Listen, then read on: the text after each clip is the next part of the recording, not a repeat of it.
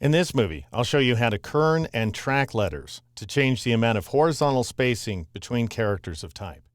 I've saved my progress as betterbyline.ai, and I'm going to go ahead and zoom in on my text here, and then I'll double-click on the word poem in order to switch to the type tool.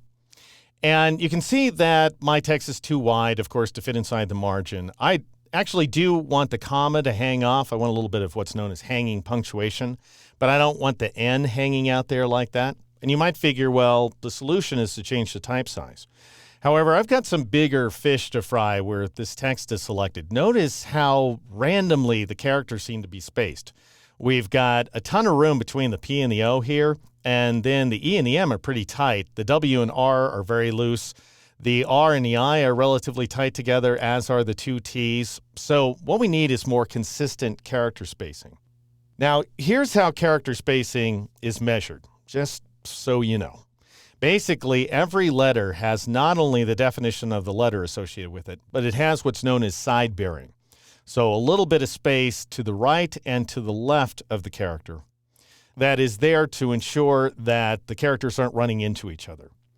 But not all pairs of characters need to be treated the same. For example, I'll go ahead and click right about there and enter VO, so capital V, little o. Those two characters require just standard spacing, standard side-bearing spacing.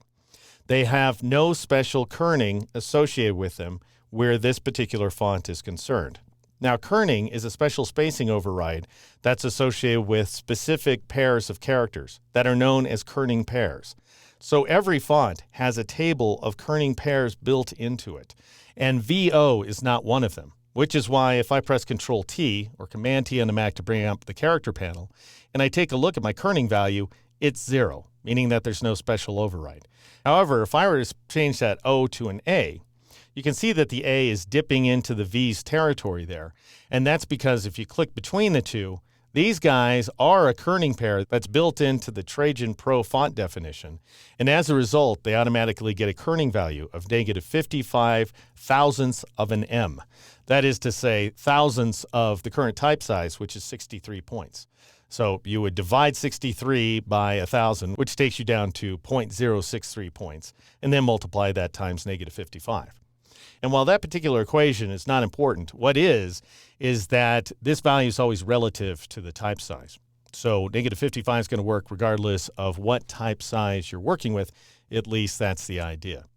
And so I chose VA, by the way, because that is one of the classics, so classic that V and A are the icons for the kerning value.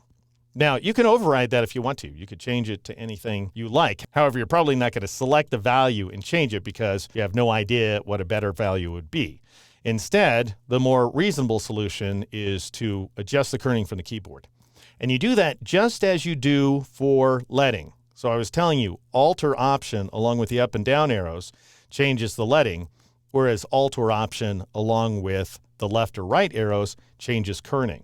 So if I pressed Alt left arrow, for example, a few times here, I would go ahead and nudge that A closer to the V. And I'm doing so without having either the V or A selected. You just set your blinking insertion marker between the two of them, and then you take advantage of that keyboard shortcut.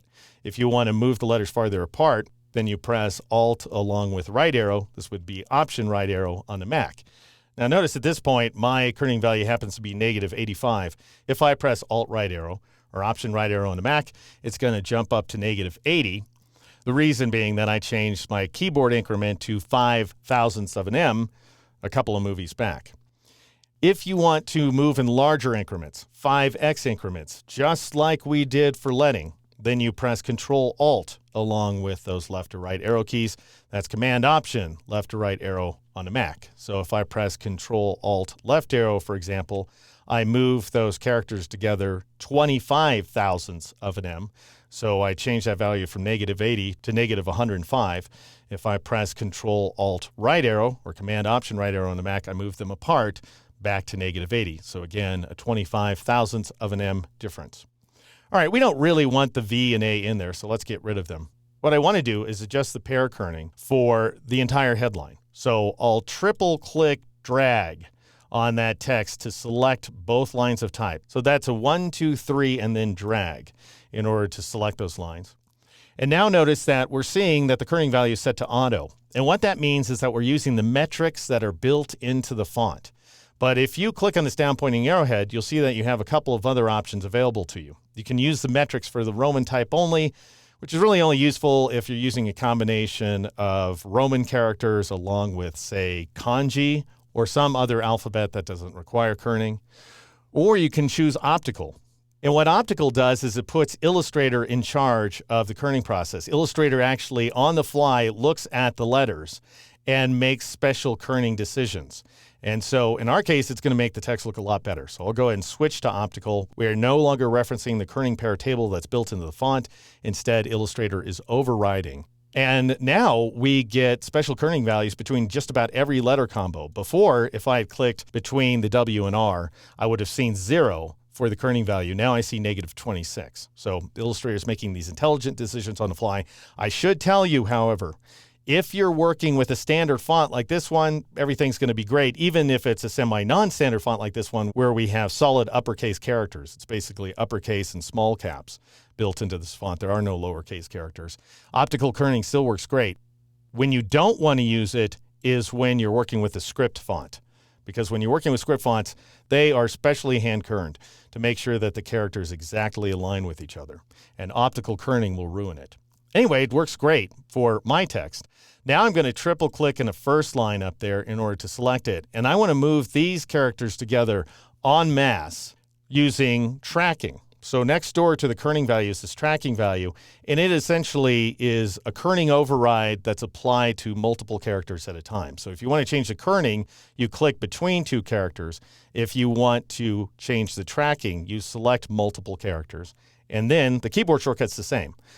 Notice right now the tracking value is 0. If I press Alt left arrow twice in a row, that would be Option left arrow twice in a row on a Mac, I'll change that value to -10.